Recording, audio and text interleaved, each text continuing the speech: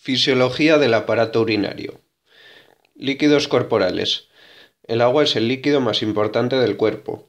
En los hombres, el agua supone 2/3 del peso total y en mujeres la mitad. En lactantes, el agua alcanza hasta el 75%, pero este porcentaje disminuye con la edad, siendo más notorio en los primeros 10 años. En nuestro cuerpo aparecen dos compartimentos líquidos, el intracelular y el extracelular. Estos dos compartimentos están divididos por la membrana celular y aunque en ambos lados aparezcan los mismos solutos, las concentraciones son muy diferentes. Vamos a ver los dos en profundidad. Líquido intracelular. Es el compartimento principal y supone el 30-40% del peso corporal o el 50-70% del agua corporal. El catión principal de este líquido es el potasio, pero también hay otros cationes importantes como el magnesio, sodio y calcio. Entre los aniones, en concentración decreciente, tenemos proteínas, fosfatos, bicarbonato, cloro y sulfato. Líquido extracelular. Es el líquido que rodea la célula. Supone el 20-25% del peso corporal. El catión más importante de este líquido es el sodio, siendo importantes también el calcio y el potasio. El anión más importante es el cloro y después el bicarbonato. Este compartimento extracelular se puede dividir asimismo entre subapartados: plasma, líquido intersticial y líquido transcelular. Plasma. Componente líquido de la sangre una vez extraídas las células, supone un 4% del peso. Líquido intersticial. Transporta sustancias del plasma al líquido intracelular. El volumen del líquido intersticial es aproximadamente de 15-20% de peso. Líquido transcelular. Este líquido está formado por secreciones digestivas: líquido internocular, líquido cefalorraquídeo, pleural, pericárdico, peritoneal, seminal y sinovial, de las articulaciones, endolinfa y la secreción de algunas glándulas. Supone entre un 1,3 del peso corporal. Funciones principales de los riñones. Formación y excreción de la orina. En la formación de orina intervienen tres procesos: filtración, reabsorción y secreción. Filtración glomerular. En la formación de la orina, el primer paso se produce en la filtración glomerular. Para ello, el agua y los solutos pasan del plasma al espacio urinario de la cápsula de Bowman. La filtración glomerular da como resultado una concentración de solutos similar a la del plasma, si exceptuamos las proteínas, ya que la membrana de filtración es para la mayor parte de las proteínas infranqueable, límite del poro en 42 nanómetros. Los pequeños solutos, por ejemplo iones urea, atraviesan libremente la barrera glomerular. Sin embargo, las macromoléculas tienen limitada su filtración según tres factores: el peso molecular, la estructura y la carga eléctrica. Teniendo en cuenta que las superficies glomerulares son electronegativas, los aniones tienen limitada la filtración, mientras que los cationes las atraviesan con más facilidad. Membrana de filtración, formada por las siguientes estructuras: endotelio del capilar glomerular, membrana basal, las células del epitelio de la cápsula de Bowman o podocitos. Flujo sanguíneo de los riñones, FSR. Es la cantidad de sangre que pasa por la arteria renal en la unidad de tiempo. Normalmente suele ser de 1200 mililitros por minuto, lo cual supone un 25% del gasto cardíaco. El mantenimiento estricto del flujo sanguíneo es necesario para la regulación de la homeostasis corporal. El FSR no se distribuye homogéneamente por el riñón. La superficie recibe un 90% y la médula sobre un 10%. La papila recibe únicamente el 1 o 2%. Si tomamos en cuenta que únicamente participa en la filtración del plasma, el flujo plasmático renal, FPR, sería de 600 mililitros por minuto.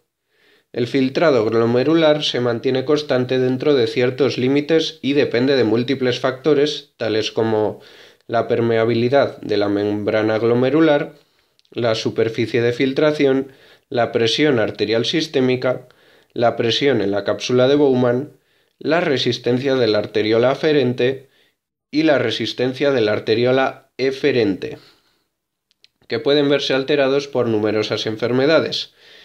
En condiciones normales, el filtrado glomerular es de 120 mililitros por minuto en el hombre y de 100 mililitros por minuto en la mujer. Reabsorción tubular. Teniendo en cuenta que la orina primaria supone entre 150 y 180 litros al día y que la cantidad eliminada es de 0,5 a 1,5 litros, es fácil comprender que la mayor parte del componente filtrado debe ser reabsorbido. Glomérulo. La mayor parte de las sustancias que salen del capilar glomerular, excepto las proteínas de alto peso molecular y las células sanguíneas, son permeables y por ello atraviesan el espacio urinario de la cápsula de Bowman. Túbulo contorneado proximal. La mayor parte de la reabsorción se produce en los túbulos proximales. En este túbulo de la filtración glomerular, unos 2/3 son reabsorbidos. Se reabsorbe Na positivo, K positivo y Cl negativo, y un 65% del agua, el 80% del bicarbonato y casi toda la glucosa, aminoácidos, proteínas y fosfatos. Esto se realiza por diversos medios: por transporte activo, por transporte pasivo y otros tipos de transporte. Asa de Henle. Se puede dividir en dos: tramo descendente y tramo ascendente. Tramo descendente. Es permeable al agua, es decir, permite la absorción de agua, pero es impermeable al sodio y al cloro. Por ello, a medida que el líquido alcanza las regiones profundas de la médula, aumenta su osmolalidad. La orina, al pasar por él, se hace hipertónica. Tramo ascendente. Es impermeable al agua. Se reabsorben sodio y cloro en ausencia de agua. Tras pasar por él, la orina se vuelve hipotónica y el parénquima circundante hipertónico. Para mantener esta hiperosmolaridad son necesarios los vasos sanguíneos rectos que van a la médula. En el asa de Henle se reabsorbe el 25% del Cl negativo y Na positivo, el 15% del agua y la mayor parte del Mg2 positivo. Allí aparecen los siguientes tipos de transporte: transporte activo y transporte pasivo. Túbulo contorneado distal y túbulos colectores son los responsables de la última modificación de la orina. En el túbulo contorneado distal se reabsorben sodio y cloro en ausencia de agua. En el túbulo colector tiene lugar el control fundamental de la eliminación de agua, de acuerdo con las necesidades del organismo. Se reabsorbe más o menos. La secreción de K positivo y H positivo se realiza en estos tubos, así como la reabsorción de la mayor parte del Ca2 positivo. Secreción tubular. Eliminación de los productos de desecho. Tras la filtración glomerular, los desechos del catabolismo proteico, urea y creatinina, son transportados en la orina para ser posteriormente expulsados. También se expulsan la mayor parte de las hormonas de la hipófisis, glucagón e insulina. Por medio de la secreción tubular son secretados la urea, creatinina, fármacos unidos a proteínas, por ejemplo antibióticos, etc. Control hormonal de la función tubular. Aldosterona. Se genera en la capa glomerular de la corteza de la glándula suprarrenal. Fundamentalmente actúa en la porción de túbulos colectores y sus funciones principales son: aumenta la reabsorción de Na positivo junto con el agua. Así aumenta la presión del líquido extracelular y la presión arterial. Aumenta la secreción de K positivo y la de H positivo. Hormona antidiurética, ADH. Su actuación se centra en los túbulos colectores y en los túbulos contorneados distales. Sus funciones principales son aumentar la reabsorción de agua, mayor retención renal de agua, se excretaría la cantidad justa para eliminar los productos de desecho, induce la contracción de los vasos sanguíneos, vasoconstricción, y su mecanismo de regulación más importante es el mantenimiento de la osmolaridad del líquido extracelular. Paratormona, PTH, que es una hormona de las paratiroides, que son 4 glándulas que están en la cara posterior del tiroides, como se ve en el vídeo del sistema endocrino. Realiza las siguientes funciones: favorecer la reabsorción de Ca2 positivo en los túbulos distales, disminuye la reabsorción de P en los túbulos contorneados, disminuye la reabsorción de NaCl y agua en los túbulos contorneados proximales.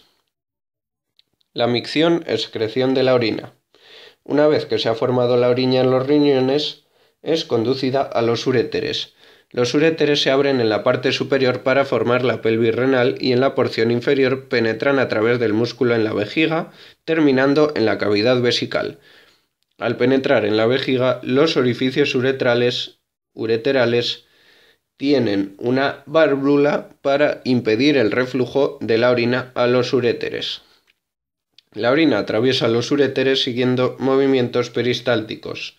Estos movimientos se generan en la pelvis renal, donde se localiza un marcapasos similar al del corazón. Si aumenta la cantidad de orina, la pelvis renal se dilata y la frecuencia del marcapasos aumenta. Llenado de la vejiga. La vejiga tiene una capacidad muy alta de distensión. A la par que se dilata, los receptores de vaciado de las paredes vesicales se activan.